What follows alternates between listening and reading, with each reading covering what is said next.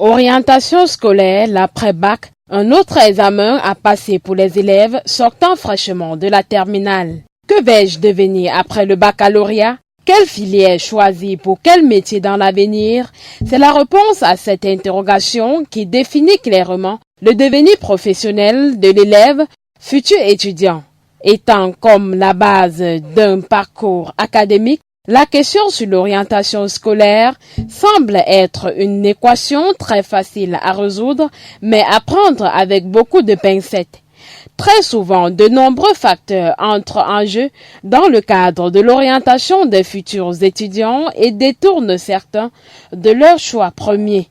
Il s'agit entre autres de l'autorité parentale, le suivisme, la passion, la disponibilité des moyens financiers. Les parents doivent-ils accompagner leurs enfants dans le choix de leurs différentes filières ou encore les écoles de formation? La difficulté d'obtenir un emploi au Cameroun tire une sonnette d'alarme aux parents sur l'orientation scolaire de leur progéniture, car il faut choisir des filières en tenant compte des débouchés directs et à long terme. Écoutons Jean-Pierre et Inoussa Sangou, parents d'élèves. C'est par rapport aux difficultés d'emploi au Cameroun. Parce que l'enfant, le plus souvent, peut choisir une filière par plaisir. Parce qu'il veut que demain, on le voit. Parce qu'il veut que demain, on le voit peut-être en train de faire ceci ou cela. Mais sans être sûr aussi d'être employé demain.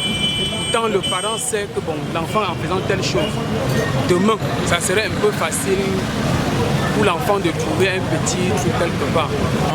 L'avenir des enfants importe les parents qui doivent intervenir sur l'orientation scolaire.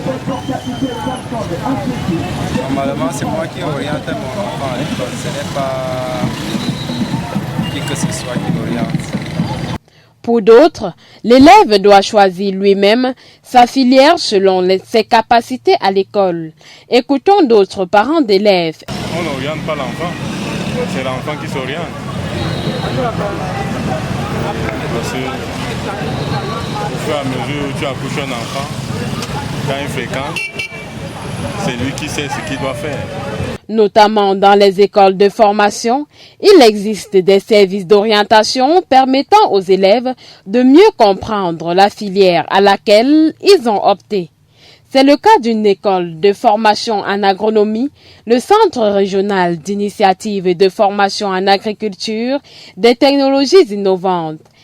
Parc Newton, responsable communication du CREFAT. Nous avons au sein de notre structure des ingénieurs, des techniciens, des spécialistes du terrain qui ont au préalable des échanges avec nos futurs apprenants dans l'optique d'évaluer et de comprendre leurs différents besoins.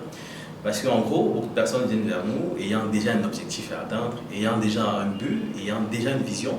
Maintenant, en ce qui nous concerne, c'est de pouvoir les orienter vers les filières qui cadrent avec leurs besoins, vers les filières qui sont porteuses, qui peuvent les permettre d'atteindre leurs objectifs.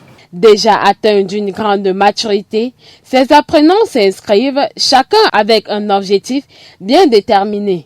Ils sont, entre autres, des personnes proches à la retraite prenant l'agriculture comme une alternative de reconversion. Des professionnels qui veulent avoir une autre source de revenus en se formant dans le secteur agricole. Cependant, le taux d'inscription des jeunes élèves en fin d'études secondaires reste très faible dans les écoles d'agronomie. Parc Newton nous donne les raisons de ce phénomène. La société est fissurée de telle sorte qu'on donne l'impression aux gens qu'ils doivent forcément aller à l'université, faire de longues études, sortir, être fonctionnaire.